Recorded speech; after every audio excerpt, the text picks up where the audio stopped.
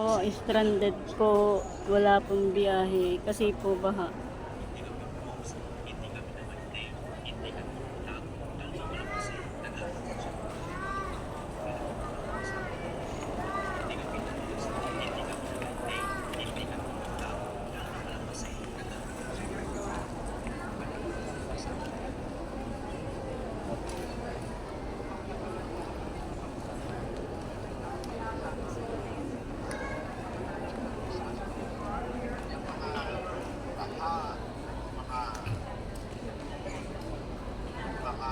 Malalakas na hangin at sa aking gawa niyan.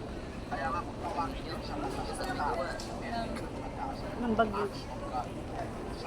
Siya lang naman kaya, puntahin kayang gawin yun. Oh, minsan mga tao kasi mga paano din eh. Mga nagtatapo ng basura. Hindi, kasi nga pinapakita niya lang na siya yung mataas. Yung mga tao kasi mapagmataas.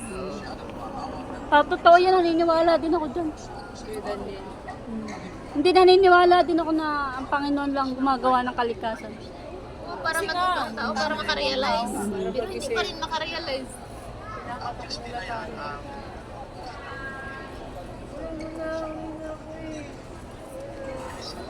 na siyang naglilipat at hindi nila nalalaman. Pagka nililiglig niya sa kanyang pagkakataon.